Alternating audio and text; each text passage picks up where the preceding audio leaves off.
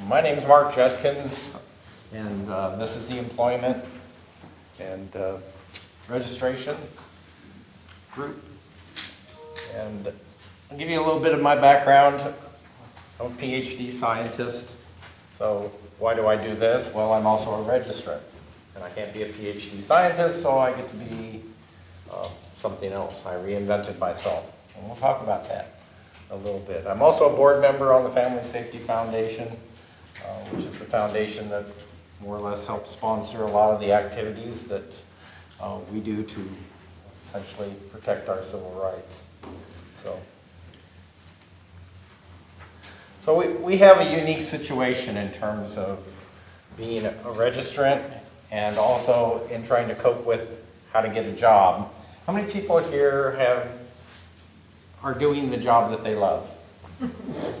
Okay, great. Some people are. Okay, good. I mean, that's fantastic, and you know, I'm glad you can do that. I'm doing a job I like.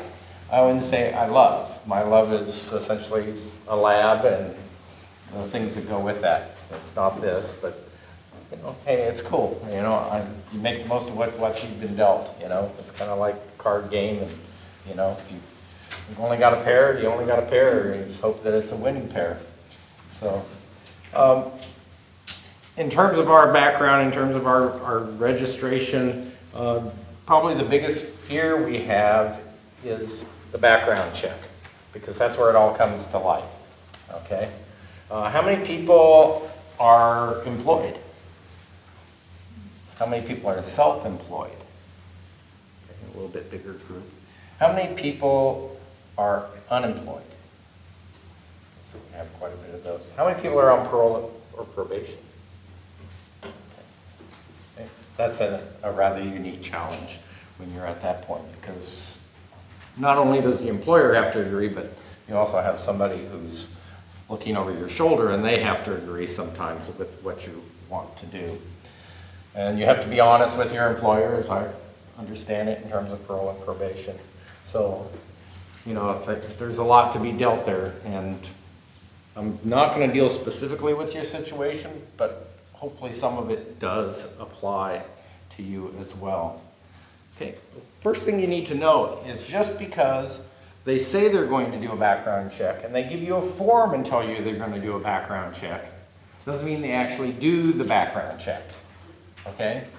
I was fortunate when I got out from Nevada. Yes, what goes on in Nevada gets to stay in Nevada for about another 6.5 years in their prison facilities. That was me. And they allowed me, you know, some nice luxuries while I was there. Fed me and clothed me, and then they turned me out, and I came to California. When I came to California, I found a person who was wanting to hire me in a recruiting business. I was a manager. I knew how to hire people, or I thought I knew how to hire people. I thought I knew how to find people. And so I said, hey, I can do that job. It was in my skill set, and we'll talk about that a little bit as well. It was in my skill set. So I did for $20 an hour as compared to the, you know, $200,000+ salary I had prior to that. But that's the way it is. She didn't want to do the background check because it turns out, as I got to know her more, she was cheap. You know, she would get mad if you used an extra piece of paper. And so she didn't want to do a background check, but she made me sign the form saying I did. And as soon as I signed it, I said, never going to get this job. And I put it out of my mind, and then the phone rang one day while I was driving down the road. She wanted to hire me. And I thought, wow, okay, well, maybe she knows, maybe she doesn't know. So I went in and filled out some more paperwork, and she never ran my background, because I got to see the files. So I saw my file. I know she never ran my background. And yet, that's what they claim to do. She claims to check everybody. She's in the employment business, but she's too cheap to check her own employees. There's people out there that are small, and they're too cheap to do it. And you know what? Just because you are on the registry doesn't mean it's going to show up on your background check. They are extremely flawed. Okay, and in California, you have the right to see your background check that an employer does. And at the bottom of the form, if you ever get to that point, you can check the box, and there better be a box. And if not, tell them you want to see a copy of it. And you can see what that reporting agency says about you. And I encourage you, everybody, even if you don't have a background, you should still ask to see it, because it might show something that it doesn't even belong to you. So successfully pass a background check. You'll see that wording on job announcements all the time. What does that mean? I don't know. I'm in the business and I don't know what it means. It just means that they're going to do a background check, maybe. And what successfully passed? Nothing? Something? Do they allow DUIs? I can tell you Coca-Cola has a 5-page booklet, double-sided, that has nothing but the backgrounds, various crimes, and whether or not you can employ them, which part of their operation. Okay? And it's against the law in this state, and we'll talk about this. It is against the law in quite a few states to have a uniform denial, and yet many of these big companies have just that. You have this offense, you can't work here.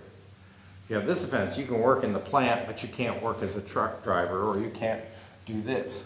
If you have a sex offense with Coca-Cola, you can't work in any other facilities, period. And I have that document. Should anybody ever want to see it, I can provide that to you. So there are big companies do this, okay? That's why mom and pop shops are great. Because one, they're cheap. They may or may not do the background. Two, they don't have these blanket rules that HR just has to say, hey, you don't qualify, sorry. I don't care what the situation is. And we're going to talk about that a little bit too. And so you have that opportunity with those smaller employers. And the smaller the better in some cases. Okay? Because if they like you, the guy's going to say, I like him, I'm sure he's fine. And hire you. I ran into that situation. I applied here in Los Angeles to work for a company. We kept talking, and we really hit it off. I really liked this guy. And he really liked me, and we were almost like good buddies. And then he goes, yeah, I'm going to hire you. Okay, here's some paperwork. Go out there and fill it out. So I went out there and I started filling it out. And I flipped the page, and there's the background form. Pulled it out. I went in there and I said, hey, you know what? I got something to tell you. And I'll tell you how I told him. Because we're going to talk about that in a few minutes. And he goes, you know what? I really like you. And I don't care. And he hired me.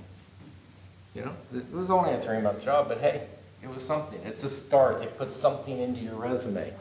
And then job boards. Career Builder's expensive. Monster is expensive. And employers don't like to put money into paying job boards to advertise their jobs. And so those job boards where employers are advertising jobs are the big guys. And they will run a background check. They probably have a blanket policy. I'm not going to tell you to avoid them, but your chances are getting low on those. The smaller boards, ZipRecruiter, Nuvo, Indeed, and Indeed's a big board now. They started as a startup, and they have made Career Builder look small now. And it used to be Career Builder was the monster of I shouldn't say monster because there is monster, but they were the big board that everybody had their jobs on.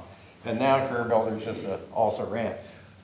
But the smaller boards, the more oddball boards, those are probably smaller employers, 200 or less employees, and even smaller, and they'll have their jobs on there. And there's a greater chance of you finding a job on one of those boards than there is on the big boards.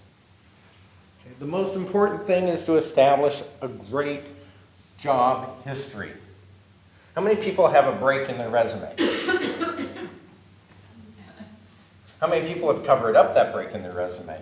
Don't show your face to the camera. Okay? I did the same thing. I was consultant for 6.5 years. Because I still use, if you want to know my business name, it's just Mark Judkins Consulting. That's all I use. I mean, I've used it back when I've used it since 1982. Okay? It's been in creation. So I just continued it and just said, hey, I was consulting for 6.5 years. It works. Some people were caregivers. That's really acceptable in this day and age when you start looking at especially my generation where we're taking care of aging family members or somebody who's sick. I'm not telling you to lie. If you worked in prison, if you were incarcerated or in jail, if you worked, then you can list the state of whatever as your employer and put that, and especially, I know a lot of guys that they were doing maintenance and mechanical and electrical work and things like that, and they just put down that on their resumes in California, and this is what they did. And hide. Because when I look at resumes, and I look at hundreds of resumes a week and thousands per month, when I look at resumes, you got about 5 seconds to catch my attention. When I look at a resume and I see a break, my first thought is, oh, they were in prison. That's my first thought. Okay, now maybe that's because of my background, but I can tell you that all the people I worked with and employers I work with all think the same thing. We are negative reviewers of resumes. I'm a little different because I'm looking for what I want. Okay, like I'm looking for a production scheduler and a site manager right now. And if I don't see manager in those, or scheduler, or scheduling, or something like that, as I'm going down through that resume, I'm on to the next resume. I don't have time in my day. Okay, I might come back and look at you. I might just pop you over in a separate window and say, hey, I'll come back and look at that one if I can't find anybody. But if I find somebody, I'm good. If I see a big break, if I see your resume and you worked up until 2007, and you got nothing on there since then, I have one of three thoughts. Prison, they got hurt on the job, or they claim they were hurt on the job. They don't really want to work. They left the country, and so who knows if they're going to stay in the country very long. See where my mind goes so quickly? And if I see a break, if I go, oh, scheduler, oh, but what did you do between, and if it's back a ways, I don't care. 19 something, I don't care. If I see 2000, and I see between 2009 and 2012 you didn't work, I'm going, oh no, he's in jail, he's in prison, he's going to fail the background because these people will run your background. Boom, I'm done with you. Okay? Don't have those breaks in there. Okay? So the most important thing is to get that good job record. Okay, show something on your resume. If you can get a 6-month job or a 3-month job in your field, take it. Don't think, well, it's only going to be 3 months and I really want full-time and I want benefits and all that. Nobody has good benefits anymore. How many people want medical, dental, vision, all paid?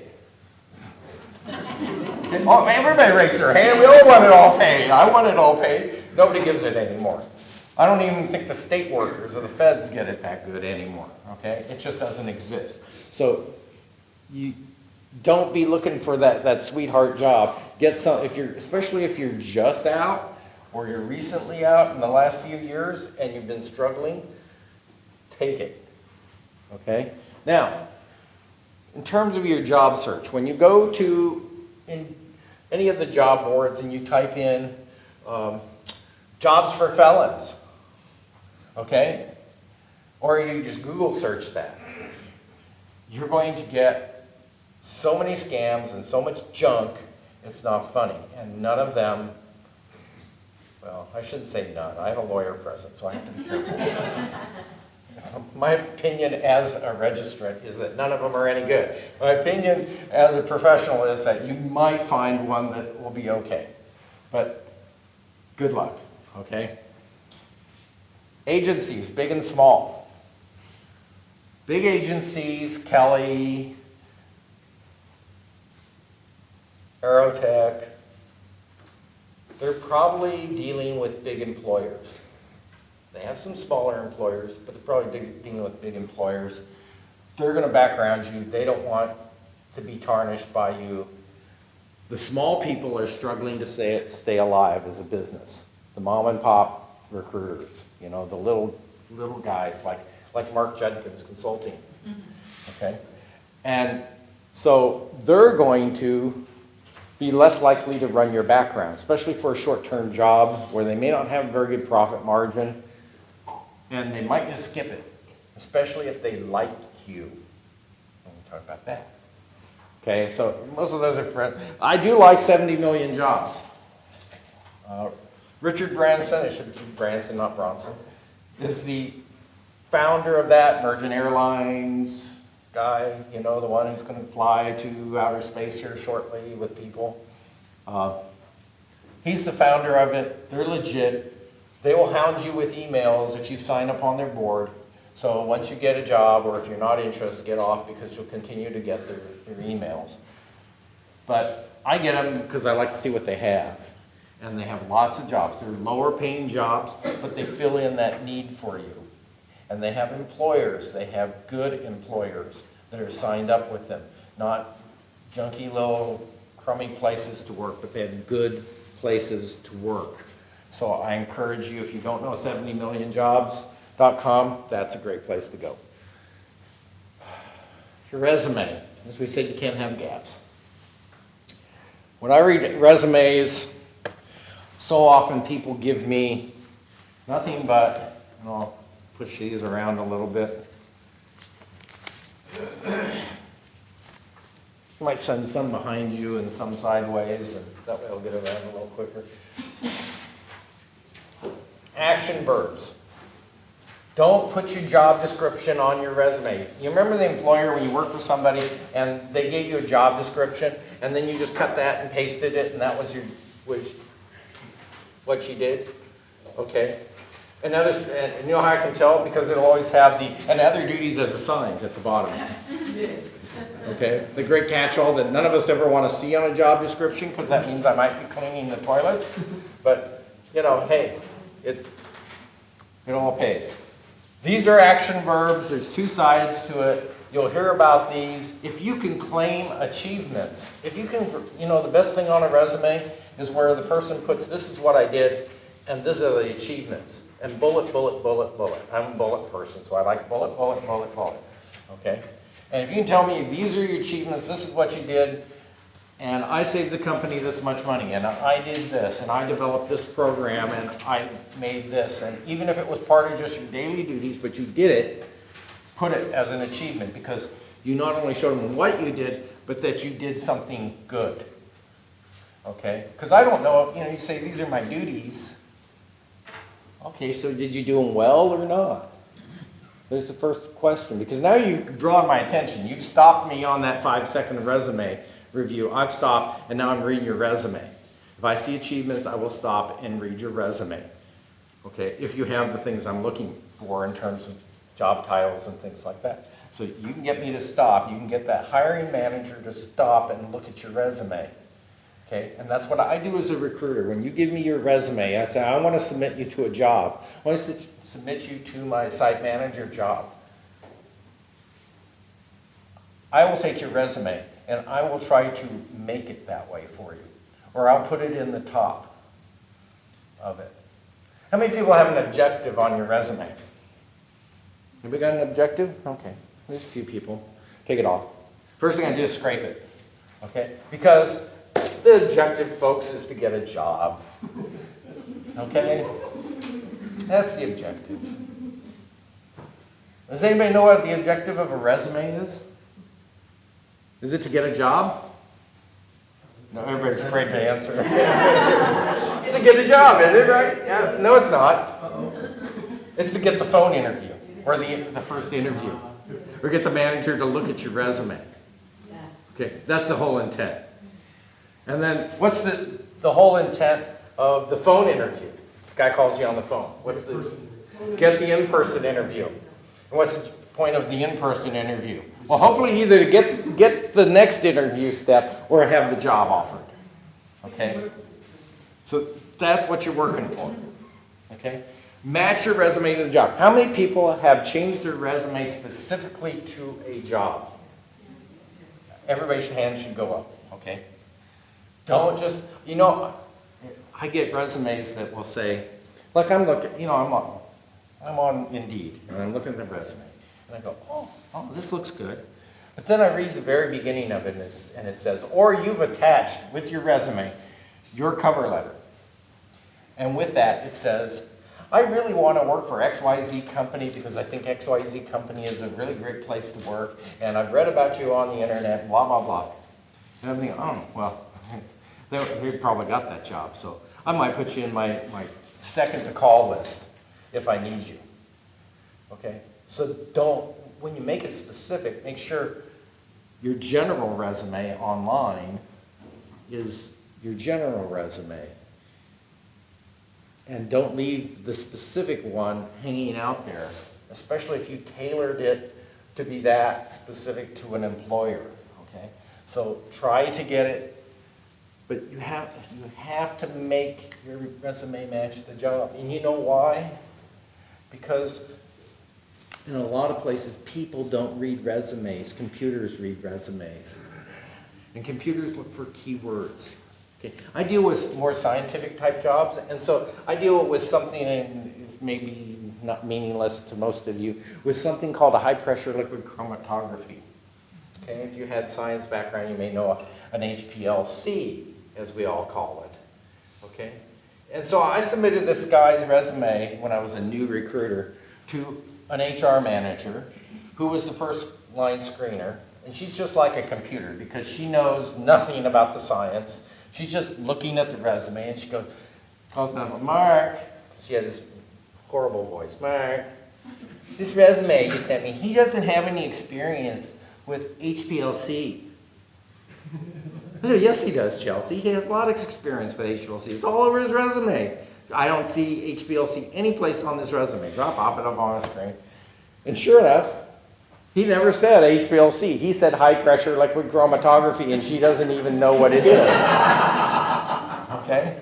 So if they call it this, a specific term, make sure you use those terms in your resume. And I know people, I see it all the time, where people put at the bottom of their resume keywords. They have a section, keywords, colon, and then a string of these things that they've gleaned out of the resume. And you know why they've done that? Is because computerized systems go by the number of hits on the keywords in the job description. Okay?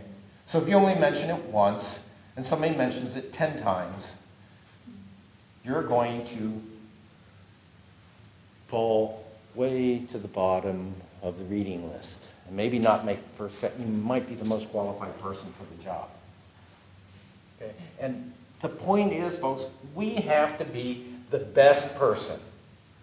Okay, women faced this 20 years ago in getting jobs, maybe even longer than that. I would hope longer than that, but Janice, correct me if I'm wrong. But 20 years ago, a woman couldn't get a job compared to a man because she wasn't the best person qualified in their minds. And so women have this huge leap. Right here on the wall, 1964.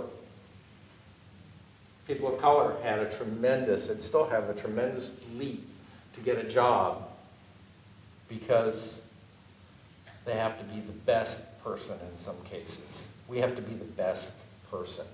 And being the best person means getting your resume at the top of the list, having the best resume. That's why I'm working on this so much with you, okay? Because you don't have the luxury to be just another resume in the pile. You want, when that hiring manager talks to you and he says, gosh, I like that guy, I really want to hire that guy, his resume is so great, he's wonderful or she's wonderful, and then they come back and offer you the job and you give them your spiel, and they say, I want you just like that guy in downtown LA did for me, and say, I like you. It's okay. Okay? And you can't do that if you're just a marginal resume in the pile. Practice your sales pitch. Practice your answers. This is the day and age where every one of us has one of these. And we can video ourselves giving our answers and see what we look like. And if you've never done this, if you're afraid to do this, get over it. Okay? I hate to have my picture taken, and it's really tough for me to have that guy back there. Okay? But I've gotten used to it over the years, and okay, I can deal. And this is what you do. You take a picture of yourself, a video, and you look at it and you go, oh wow, wasn't that bad? You know? If you have that, you can make it better. Okay? Because that's how you become that guy that he goes, I really like you. Okay? You practice your soft skills. Everybody know what soft skills, hard skills, know those words? Hard skills are the technical things we do.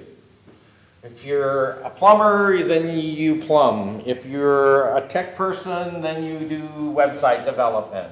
If you're a scientist, then you do HPLC. Your soft skills are what makes you you. They're things like, hey, he's a nice guy, or he's really, good, pleasant to talk with, or he's, an introvert, he's an extrovert, all those things are your soft skills. Your ability to talk with people, deal with people, those are your soft skills.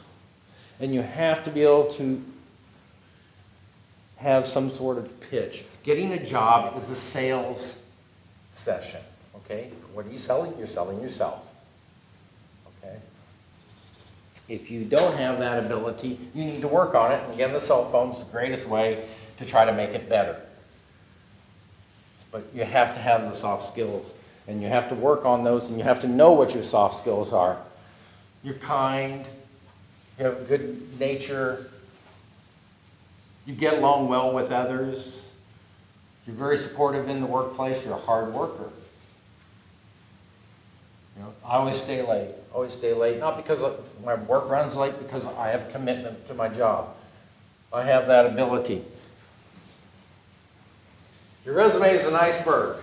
That's all they see is the top of the iceberg. It's your hard skills. Everything else, your loyalty, your integrity, your empathy, your intellectual power, your creativity, those are your soft skills, and that's everything that's not visible until you get in front of that person. Your resume has to get you in front of that person, and once you're there, then you have this spiel. And you can say, hey, I want your tech job. I can tell you this. I will be the hardest working employer you've ever had. I'm committed. I'm dedicated to my employers. I work hard. I have great communication skills, and I know how to deal with people. And I'm capable of dealing with people of diverse backgrounds. That's me. And I guarantee you won't find anybody else like me. You have to have a sales pitch, and it's going to be unique to you. It can't be mine. It can't be your partner in life. It can't be your best friends. It has to be what you are. And sometimes we have to ask other people, help me describe myself. And they can tell you about yourself because they know you, and they can help you put that together. And that's your sales pitch, because when you get done with that interview, he's going to say, is there anything else you want to ask me or tell me? And that's when you throw out your sales pitch. Because you don't say, no, I think you've answered all my questions. Thank you very much. Okay? Always go with questions. You can write them on a sheet of paper. And the best words that can come out of your mouth in terms of your questions are, I looked at your website and. Well, everybody has a website these days. I don't, but everybody has a website. And when you do that, they go, oh, well, that's neat. He looked at our website. One, it shows you're interested in the job. Two, people like to know that people looked at their website. They paid a lot of money to have that done. Okay? And so you have questions, and you throw those questions out at them and try to provide that to them. So it's so important, but once you've done those questions, Say, yeah, there's one more thing. I just want you to know this. And you give them your sales pitch about you that says, I've got this. I've got the experience, the background, the techniques, the methods, everything you want on that job description. I got all this. And I guarantee few people do it, and it'll make you stand out. And when he knows, or she knows, you are the most interested person in the job. And you'll make an impression.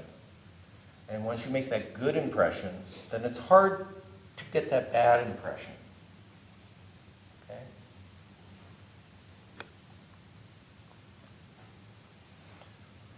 Your message. Well, some people say it's around 7% of the actual words are all that people get on your impression. I'm not sure about 7%. I think it's a little low. But the tone and pitch. You know, people that talk like this and they just go up here and they just talk like this all day long and they say nothing really to you. It's just really boring, and I could talk like this to you the whole time, but you just not get anything out of this. The volume and rate at which you speak is so important as well. 55%, though, is your body language. You know the person who's all slumped in the chair? Okay, I got to tell, I always like to tell stories. I have to tell you my story. Janice knows this. I always tell stories. I had a guy who came to an interview. This is back when I was essentially a VP of a biotech company. And he comes in, he's sitting in the waiting room. And I always ask the person up front, what did you think of him? Okay, because nobody expects to be on, the lights. Well, he was pretty annoying because, his friend who he came with was sitting right outside in the parking lot, right by the door, with his stereo playing really loud. And the whole time he was sitting here inside waiting for you, he was all slumped in the chair. He said, I thought he was asleep or something. Okay? From the moment you hit their parking lot, maybe the moment you hit their street, now that there's cameras in place, you are being watched. How you walk up there, they may even look at that. That would be one of my thoughts, too, as an employer, is I'll catch him, as he drove up. Your posture, your clothing, your facial expression, clothing. Do not go in your shorts. Do not go in your sandals. Do not, if you shave. If you comb your hair, have hair to comb, do it. Okay? This is the moment you have to look the very best, because if you can see that if all this is bad, you're in trouble. Okay? Next file to go around.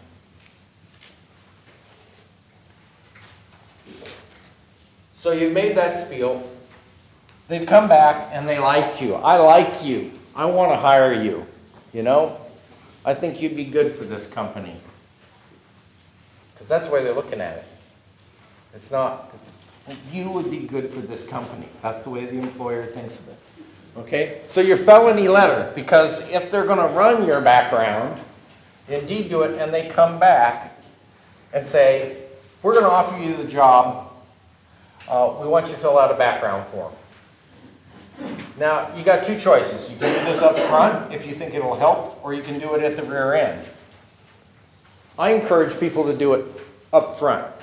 If you are positive that because of the size of the employer or the type of employment, that they're going to run your background, and it's been within the last 7 years, then definitely give him your felony letter. Your felony letter is something that tells them this is what happened. And on the front of this is what I tell you need to have. And on the back is an example that Janice sent this guy's information to me. And this is what he wrote. And I've taken out some of the details, and as well as his name, just to preserve his anonymity, although he was fine with me giving out his name. But you want to say as little about your conviction as possible. Don't give people details. Okay? If you've been incarcerated, you know that people in prison like to give you all the gory details. Your employer does not want to hear it. It will shock and awe him, okay? And this is not the time for shock and awe. okay? You don't introduce yourself. I didn't come in here and say, hi, I'm Mark Judkins, and in 2000, whatever, I blah, blah, blah, blah, blah, blah, blah. Because you'd be going, oh my, wow, and that's all you would think of me the whole time I'm up here. Okay, and that's all he's going to think of. Okay? Tell him, I did X, I served time, I didn't serve time, I went on probation, whatever you did. I've had a lot of time to think about what I did, and I've changed, or I have moved on from that point. Or as he said, he was 19, I think it was, when he committed his crime, 17, and spent 10 years in prison as a result of a poor choice. Well, my first thought, and maybe this is probably not the best for the film, is, oh, Jesus Christ, 10 years in prison? You know, this poor guy is my first thought. But then I'm different. And a lot of employers would go, well, 10 years, that's a lot of time. Uh-oh. And then he was 17 and he's like 30-something now. So, gosh, that's even been further away. So this is a long time ago. Okay? If it was 2 years ago that you got out or committed the crime, it's a little tougher. You don't have that time heals everything kind of thing going for you. And some people it doesn't matter how many times. You know, we have legislators who sit there and say, you know, what did she say in public meeting this last session? She said, essentially, once an offender, always an offender. And I don't use those two words together. I am a registered person, okay? I don't ever, if you refer to yourself as I won't throw it out there, a sex offender, you better be either thinking of committing a crime or actually doing a crime in my mind. Because that was a long time ago, folks. I don't care if it was 2 years ago, it's a long time ago, it was a different mindset, and you're not that person. And I'm hoping that none of you would ever repeat the process. Okay? You've moved on. So you're a registered citizen or a registered person, whichever you choose to be. Okay? Don't ever call yourself, and don't to your employer tell them that you're a sex offender, because that's just such an ugly word. You may as well say I was a rapist or child rapist, because he's going there just as quick with those two words as you say them. So you're a registered citizen, you are on the 290 registry, period. So, he says he completed all this, he did this, alcohol was part of his problem. I'm not so sure he should get into all that detail, because the employer is going to go, oh, an alcoholic. So if he starts drinking and we have a problem with him drinking and coming to work, then we can't really fire him. We have to put him in treatment, and I'm not sure I want to go through that. So you got to remember, employers are looking at ways to exclude people from hiring, not, what makes me want to hire this guy. So they have a negative, many of them have a negative approach. Some of them don't, but many of them have a negative approach. So I encourage you to have this already set and ready to go. You should do this. One, it will help you because it helps you put together your personal message, which you should already have ready, set to go. How many people know how to answer, what do you want to do in the next 5 years? Could you answer that in an interview right now? She raised her hand. Go ahead. You willing to give it out to us? You don't want to give it out? Okay. That's okay. Some people do it and some people don't, but I thought I'd try. You got to be able to do that. You got to be able to answer that and say, in 5 years, and please don't say, in 5 years I want your job. Because this manager may have feelings of inadequacy, and you're just going to set him or her off in the wrong direction. Okay? So don't tell them that. But say, yeah, in 5 years, I want to be still working with this company, because everybody loves longevity on the job.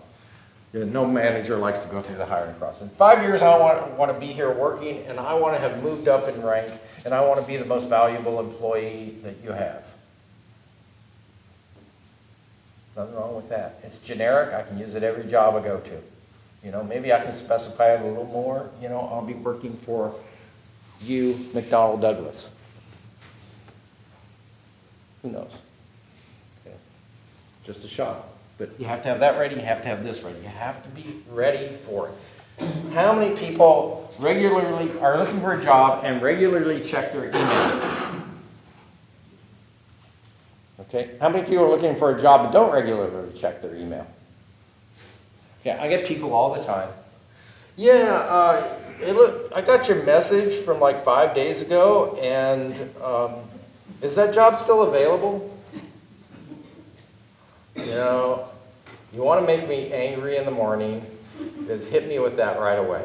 Then Janice will call me sometimes in the morning. She'll go, how's your day? And I'll go, I said, well, I'm still spitting fire because somebody like that has called me or left me that message, or the job's already closed and filled and I didn't get the fill. Okay, that cost me money because you didn't answer my message because you're looking for a job and you don't check your messages at least twice a day. And I don't care, phone messages, whatever you put on your resume, you need to be able to answer back by that means. And many times it's email. I email, I call, and I'll text you if I think it's a cell phone by the way it picks up. Okay? If you don't answer by one of those three means, I'm a pest. Okay? Just face it. If I want you, I'm after you. Okay? Because that's how I make money. Okay? Is by doing that. So if you don't answer back, and you answer back after they've already selected the person, I lost money, I'm not going to be very happy with you, and you're not going to be a person that I really want to have your resume because the next time, are you going to do the same to me? So, yeah. And it becomes about me sometimes, you know. I hate to say that, but it's my problem. Anyhow, you need to have this ready and set, ready to go. We are a ban-the-box state. We're a ban-the-box city of Los Angeles, not the county, and it does not apply to federal, state, city, county employers, period. Doesn't apply. They exempted themselves when they created the law. Isn't that great? Must be great. This is a lot of lingo up here. In this state and in LA County, it's a little more specific. In this state, you cannot be asked about your background until a conditional offer of a job has been made, period. If you find a form, a question, or they say something to you, can you pass a background check? Do you have any felonies? You're not a sex offender, are you?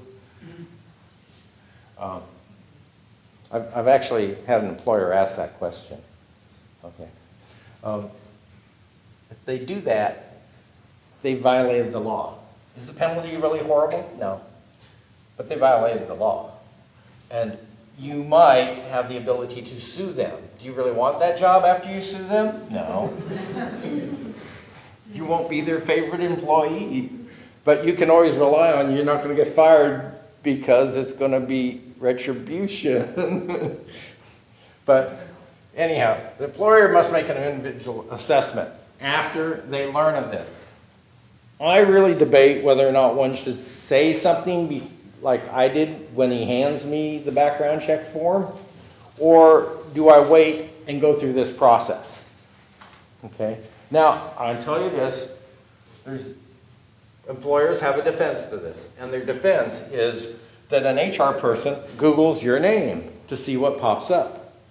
And as long as she is not, they're usually she, so I'm going to say she. As long as she is not specifically looking for criminal background, she can get away with it. And she can discriminate on the general things that she saw. Okay, so if there's news articles, if there's anything like that out there on you, some of these employers are doing this so that they don't get caught up in this law. Okay, I really think that it ought to be illegal for them to Google you. Okay, but that's prior to a conditional offer. But that's then maybe the next step down the road that we can try to get, because that's their means around this, and that's what some have learned to do. Okay, and I've had employers tell me that, well, Mark, yeah, well, we know something about that employee, or that person that you're sending us. So, yeah, no to him. Okay, so that I know it's happening, and the problem is that once they do that, I love this line, so I have to use it, I have to throw it in. You can't unsee what you've seen. You can't, once you ring the bell, you can't unring the bell. Okay? And so if I see something when I Google you that's bad, then it's hard for me to turn that all around and say, yeah, I want to bring you back. And let's interview them. So, but if they do get there, they cannot, these are the things that they have to do in the assessment. They have to determine whether the conviction history has a direct and adverse relationship with the specific job duties. I use all the legal language because I want you to see what it says. But essentially they have to know that your offense has a direct nexus to the job.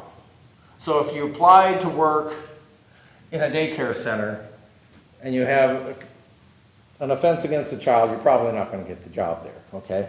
Well, you couldn't have the job anyway by law, but anyway. But there's a direct nexus in some way.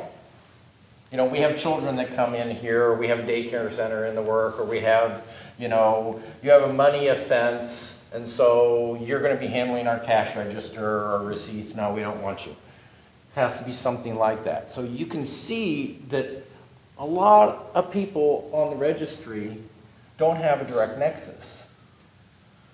At least in my mind. I'm not a lawyer, and I will say this over and over.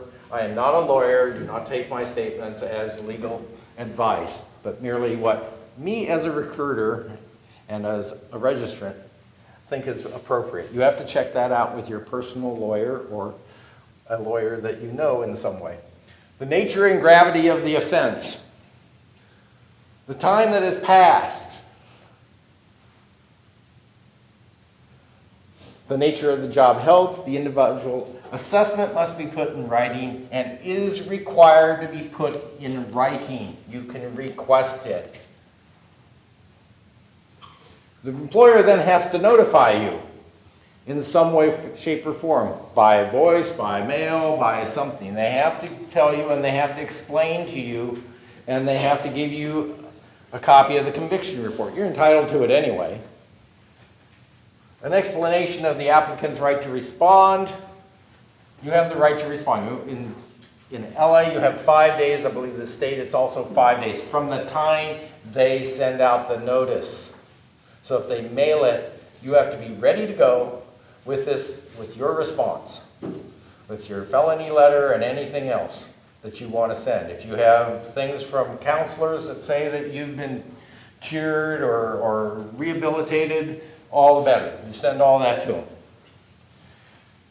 And then they have to tell you what your rights are. And you have the right to submit evidence, just like I said, of all the mitigating aspects of it. Okay? They must consider your response.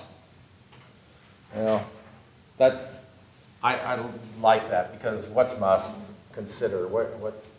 Oh yeah, I saw it. Boom. You know? Then if they decide finally to notify you, then they have to notify you, but they don't have to explain why. Okay? They have to do these things. I know employers that don't do these things, and I tell them, with my people, you are setting us both up to be impacted by the city of Los Angeles in some way. Either they'll come and give us a "you are naughty" lecture, or they will fine us in some way. But they do. Final denial of disqualification. You have a right to file a complaint. I have filed complaints with the city of Los Angeles, and I usually hear back within a week. And they talk to me they call me on the phone, and they talk to me and ask me, because I still apply for jobs, just to see, I'm willing to pick up. You never know, I might get the better offer. It might be the job I love.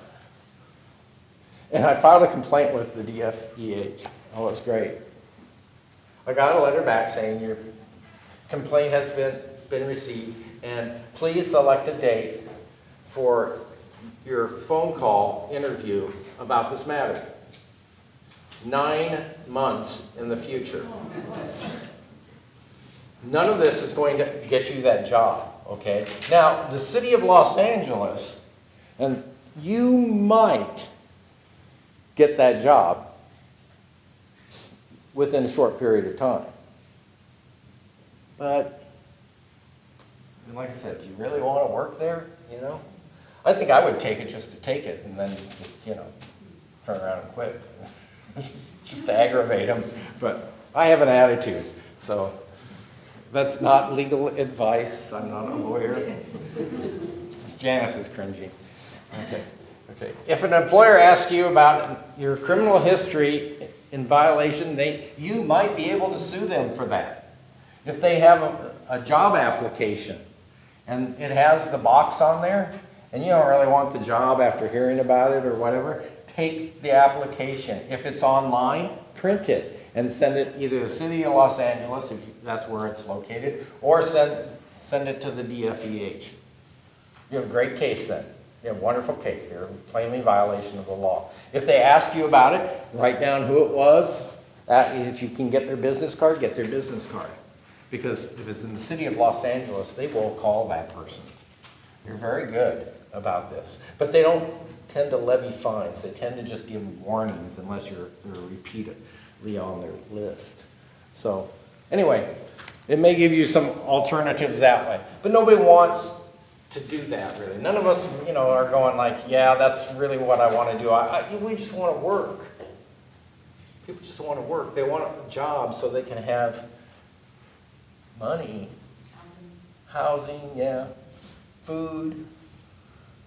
All these things are really great, you know. Yeah. Yeah, come to this conference, be able to afford this conference. Yeah, that's what we want.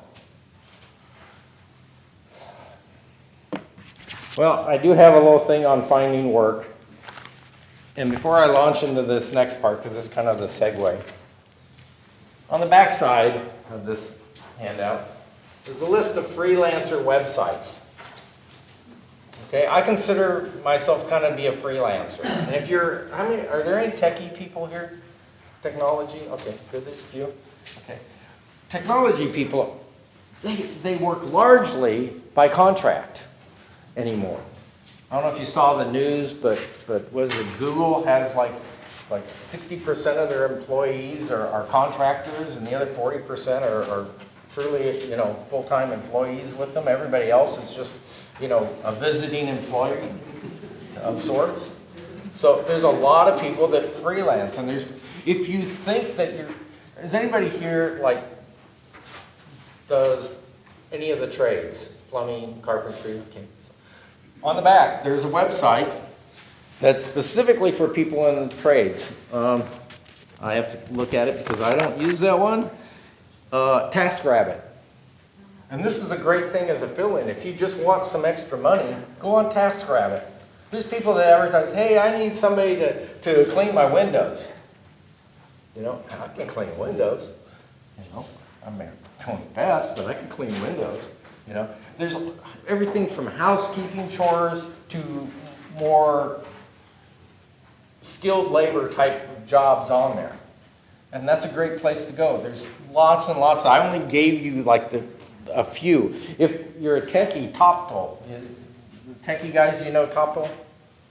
Have you ever tried job hunting on there at all for things? Did it work out or not? Yeah, it's hard. Yeah, most of these are hard, but they're opportunities. You just have to keep hammering at them if you want to make them part of your living. I used Upwork a little bit. I got some jobs off of Upwork. It's just gotten too crowded, and it's really been inundated with people from overseas, specifically India, who will work for 25 cents an hour. And so you can't make too much money on some of those. But there's lots of others. Remote.com, I've used that. Flexjobs.com, I've used that. FeeTrader, I get people that say, hey, can you find this type of person in LA? And they're recruiting out of Virginia. And so I'll go on there and I'll find, all they want is resumes, you know, and they pay me per resume. Hey, I can do that, you know. That's not hard to do. But there's lots of these out there. And I encourage you to make a stab at it. And most of us, this is our greatest avenue for putting food on the table and a roof over the top of us as being a freelancer. And okay, so I looked at it and I went, okay, so I'm a vice president, I'm an executive, and what am I going to do? What skills do I have? And I thought, well, nobody's going to hire me in the pharmaceutical industry because, hey, they don't think that I would disqualify a drug because I'm unscrupulous, apparently. So I figured, well, I got to do something else. What will I do? What can I do? What did I do a lot of? I hired people. I wonder if there's any recruiter jobs. And I got a chance. I made the most of it. It worked out for a while. Granted, it wasn't a great job, but I make more money now than I did then. And you know what? Rather than getting a 20% fee on placing somebody, I'm going to get all 100%. And my fees run someplace between 10 and 20% of their gross salary.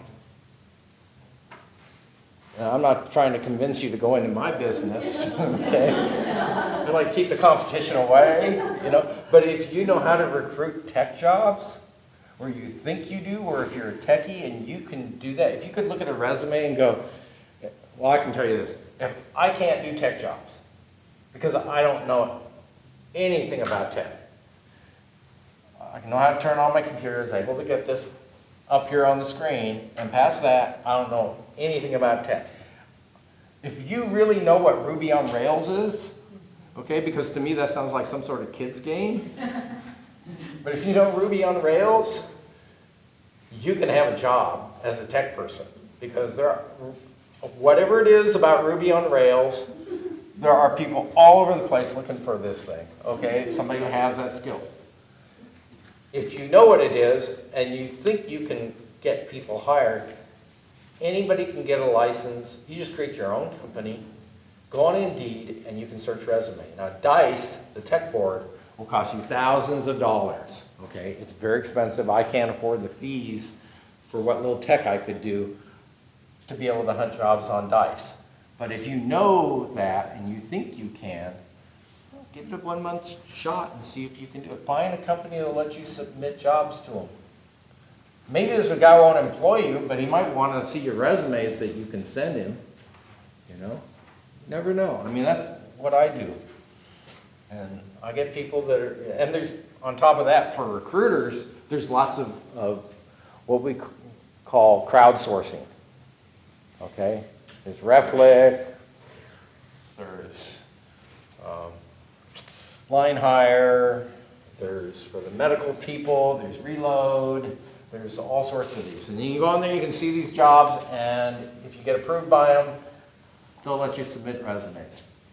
And you submit resumes, and I got a job pending right now, fingers crossed, please, please, please. This lady interviews well on the 26th and 27th. She is a site manager, and it's a pharmaceutical job, and her minimum salary is $250 a year. That's $25,000 in my pocket. Okay, she stays 90 days. Okay, now in my business, there's lots of ifs, and that is if the person actually shows up to the interview, if the person interviews well, if the manager likes them, if they can settle on a price, if they can relocate her appropriately, if she shows up, and then if she stays 90 days. And we're talking about people, and people do I can tell you stories all day long. Janice gets to hear some of them once in a while whenever we see each other, and I'll tell her some crazy story. But it's a tough business. I'm not going to joke about it, but there are these job boards, these independent things where you don't have to pass a background check. You can be your own person. You can be an independent. You capitalize on your strength. I didn't know I was a recruiter, but apparently I can do the job. Okay? If you're a recruiter, you're an independent contractor. If you're working for somebody like I work for Reflick in their community, you're a 1099 contractor. You're going to pay your own Social Security. Remember that all the taxes are going to come out of that amount. The full load, not just the employee share. So you're going to pay all of those, but you get to write some great things off, like the home office, the miles on your vehicle associated with it, and all of that. There are some pay sites out there where you pay them in order to search their jobs or to work their jobs. And Mommy Jobs, I just love that title. Mommy Jobs is one of those places. And as far as I'm concerned, they're a scam. They want you to stuff envelopes, they want you to do these other crazy things, and you pay a fee in order to see their jobs, and that's not, I don't pay fees, I don't pay recruiters, never, ever pay somebody like me to find you a job, okay? Most of them, they just send your resume off, it's no big deal, they don't care, and then you're paying them. You can submit it yourself. I'd be glad to submit your resume to anything you're qualified for and never charge you a single cent. My money comes from the employer. Okay? My money comes from the employer. Okay? Plain and simple, they know what my fees are. They've agreed to them. They've added it on to the cost of hiring that person. Okay? And then I gave you the list of freelance sites. If you do decide that you want to go ahead and jump into this business wholeheartedly with your own, make sure you do these things. Because if you don't, they're going to put you as a 1099 employee. They're going to turn your revenue information over to the IRS. You're going to be a 1099. If you haven't seen some of the news stories about 1099 employees, the government's really cracking down on them. There's fewer and fewer of these because most people that are being 1099 aren't really 1099 employees.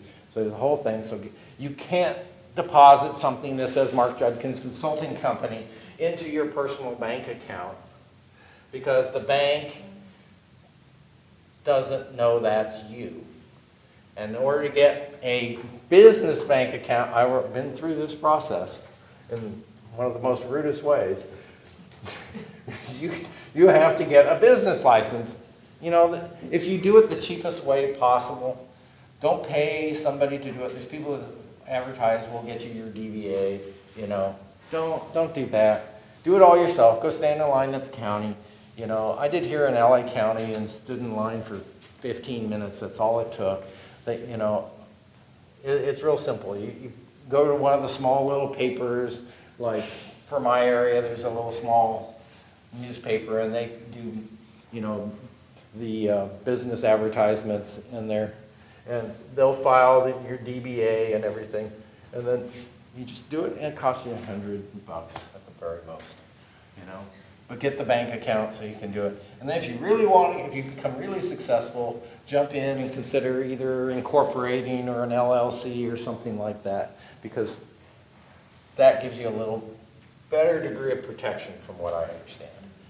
But those are my words of wisdom and advice. I'm willing to take questions and answer anything. So I'm in a similar situation as you. I'm a federal ex-con, and I was in for about 22 months, you know, from the tech field of telecom. And when I came out, actually before I left, just like you, I had a consulting business. I still run a consulting business. And I've been legitimately looking for a job outside of that, and I ran into the same problem with background check in particular. Depending on the situation, I either disclose ahead of time or just before the execution of the background check. And I can tell you, I went down through that whole process where, at least in California, employers, I went with big employers, and I knew they were doing background checks, and they have almost 100%, they're going to have a blanket policy. Sex offender, you're out. Drunk driving, you're in. Some other felonies, you're fine.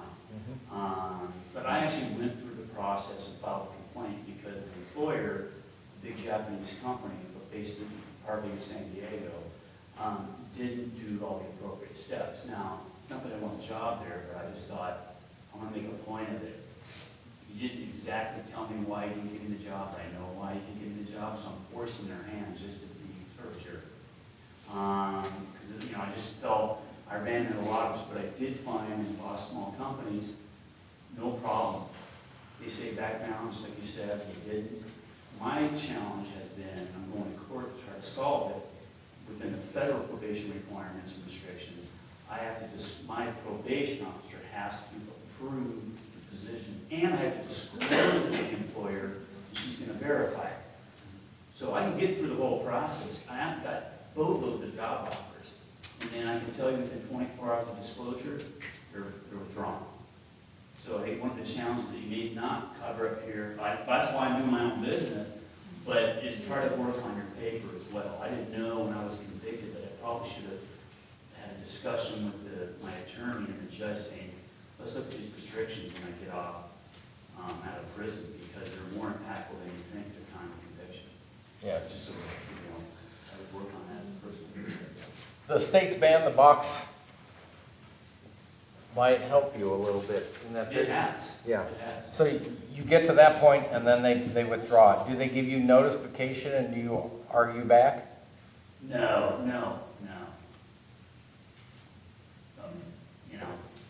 Well. How long ago? When I made the complaint, it was back in. So you're still on paper, so it's not been that Oh, long? yeah, I just off paper in July of 18. That's when you got on or off paper? No, I'm on for 7 years. Okay. So, yeah, that's a tough situation. And that's why I said you guys are on parole and probation. It's hard because you have to do full disclosure at some point, But with the state thing and with the tech field, they're gonna find out. So, and I've had people tell me that they just put it right up front. Right at the beginning of the interview, you just let them know, this is me, if you don't want to continue here, let's not continue. But I think you cut yourself short, because, and I'd argue that maybe you got nothing to lose if you argue it back. Okay, and if nothing else, maybe you file a suit against them. What the heck, My point is to say, do it right. I failed to go by the letter of the law and got out of prison. So I just wanted to make a point that you should probably follow the letter of the law. You guys didn't do I already knew what they did. They didn't disclose it. Just tell me what you found in there. I saw my background check. I saw what came up. Yeah. And so I know why I lost the job. They didn't tell me why I lost the job. So after 7 years, your conviction, Janice, tell me if I'm wrong, after 7 years, your conviction should not show on your background check. That's essentially Really? yeah, after 7 years. After you're Okay, but, after you're off paper. But, and as you can correct me when I'm done, but being on the registry will continue to show, okay, because it's a collateral consequence. It's on your credit, your full credit report. I know this for a fact because when I went up and bought the car that's sitting out in the lot, they were all fine and nice and real happy to me. And then they said, let's run your credit. I said, no, I'm paying cash for it. And they said, no, let's run your credit. I said, no, I would pay cash for it. I don't need to have my credit card. Because I knew, but no, I finally relented, and I shouldn't have, and the whole mood changed. Okay? The whole thing of the dealing and everything, well, there's a price, take it or leave it. And before then, it was all about we were going to bargain and work it, and then, yeah. So anyway, yes, it will continue to show. Is that what you wanted to add, or was there something else? That's what I was going to add. Okay, sorry. So, yeah, you're going to always face that problem. Now, I think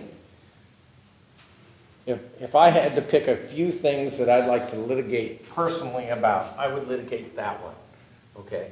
I don't know on what grounds. I don't think I have any, but I would find something if I could, because I hate that more than anything. Yeah, so I can bring it up. There actually is a California law, Penal Code Section 290.46, subsection L, and it basically says, thou shalt not discriminate against somebody solely because they're on the registry for these many purposes.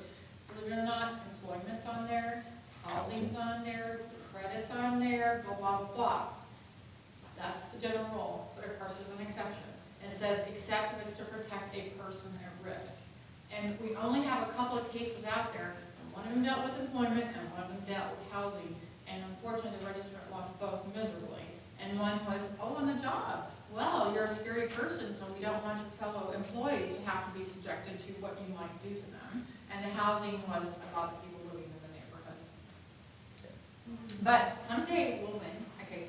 You had your hand up first and then gentleman back there. Yes, I'm recently out of California prison for serving 27 years. And what I'm curious about is I have to register for an offense I committed 29 years ago, right? I'm finding it difficult with being able to find work in the field that I chose to get into, which is counseling, drug and alcohol counseling, on the basis that the Clutch report has recorded the conviction as a felony rather than the misdemeanor that I was actually convicted of from 29 years ago. So in relation to finding employment, what type of information do background checks reveal, and what type of information do the employers actually focus on in relation to the type of crime when they're making a decision on whether or not somebody still may pose that risk or not?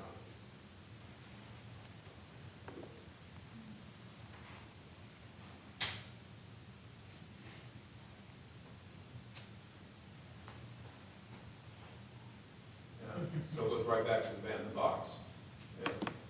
But it'll go back, I had a speeding ticket, so it was weird. I don't show up on county because I had no county offense. They did a secondary background and they came up with a federal search. So if they had just stopped the county, my last job offer, I didn't show up at all, except for a driving ticket. So if they're circumventing the process with the whole ban in the box, you know, how is that still legal if you're denied the job, especially based on inaccurate and faulty readings from a Clutch report that was recorded wrong by the court in the first place? Well, my first advice would be to take the steps necessary in whatever state, the state or wherever, and get the record corrected. That's California. Okay. So, and there are lots of groups. Are you in LA County or are you outside of LA County? Yeah, LA County. You're Yeah. in LA County. LARP, LA Regional Reentry Program. They run almost monthly, maybe every couple months, a way for people to get corrections done to their records, as well as to get their record expunged for those expungible things. So if you have expungible items on your criminal background, I would encourage you to, A, get those expunged. You know, clean it up as much as possible, because the less it's there, the less it's going to work against you. They're not going to go, oh my God, you not only did this, but you did X, X, X, and X. You know, so the less you can show on it, the better off you're going to be. So this is what they're supposed to do, okay? I don't think employers have really changed to this. Rather, they're just hiding what they've done.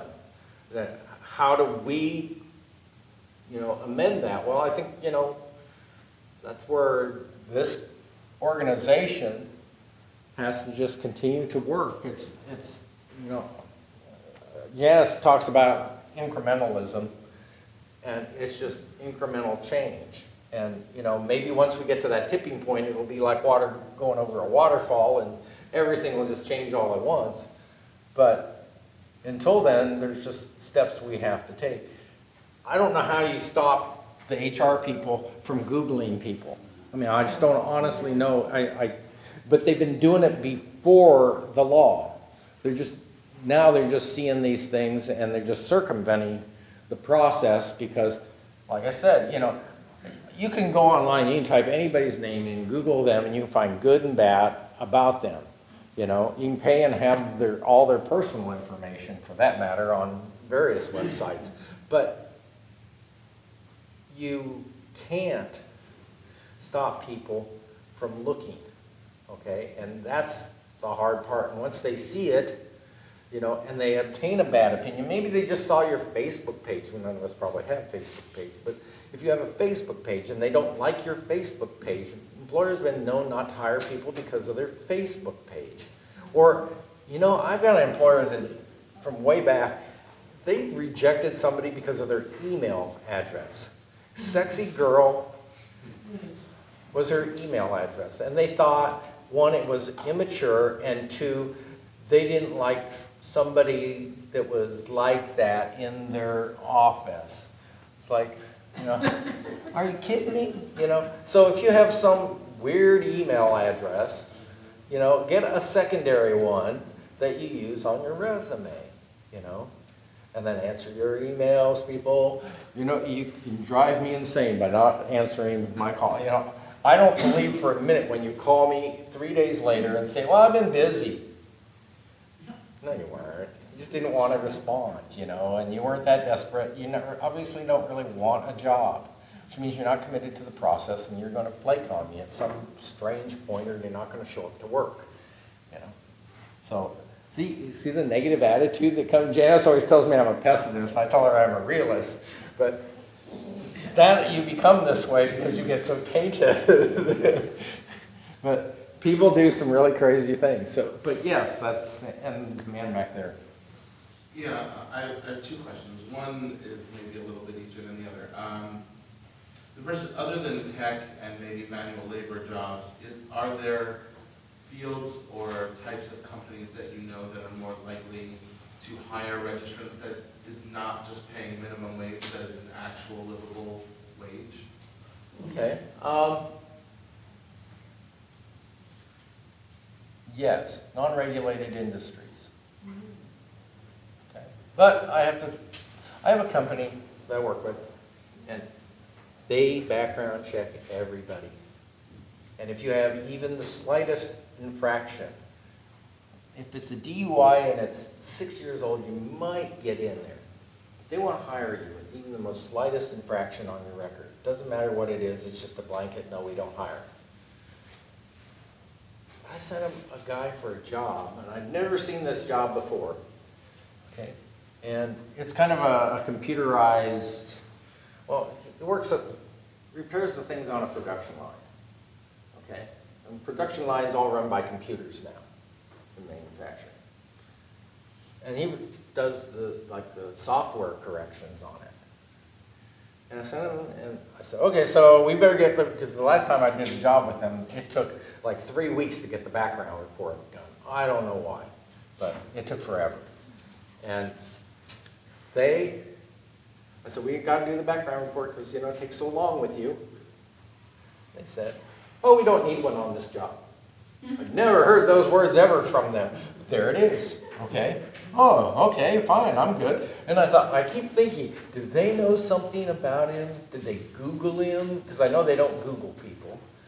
So did they Google him and then just not get any hits? Or what did they do? What's about that job? Because, you know, the guys that actually do the screws and the nuts and bolts and grease and everything else on those lines and maintaining them, they have to be background, but why not the computer guy? And the guys that are above that, they all have to be backgrounded. Doesn't make any sense. I still haven't figured that one out. There are jobs with bigger companies that they won't background.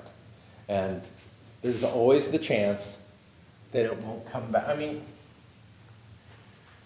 there's always a chance it won't come back bad. But I honestly want to try to let you know that you should try. Okay? Because you never know. Maybe they won't run it. Maybe they use a company that doesn't list you. Has anybody not heard the word no in their life? No. No!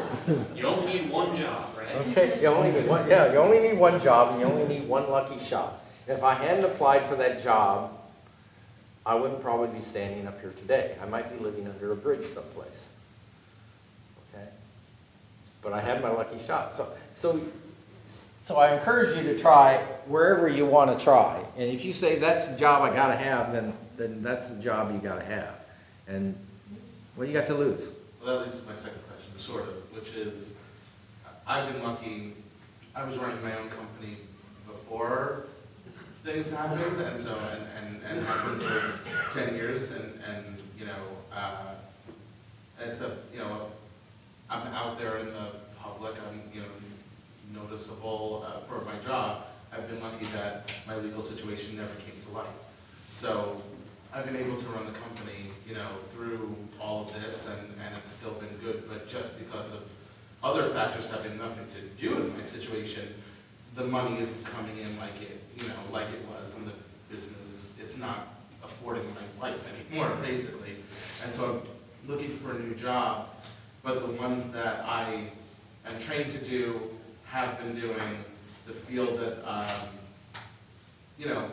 guess the question is, you were a PhD, you were trained your whole life, you went to school, you dreamed about doing X, you studied X, you worked towards X for however many years, and you're good at X. How do you get your mind around the fact that you're never going to be able to do that X ever again, and you have to do something shitty that you honestly, and maybe you get lucky and you find something else that you like, but not that you love, and that's been your dream for 30 years. And so how do you get your mind around living that life instead of doing the job that you were meant to do? I always wanted a home up in the Sierras or on the North Coast. That way back in, away from everybody. That's where I always wanted to live. I'm never going to live there. I got over that. I always wanted a really neat, big truck. I drive a Civic.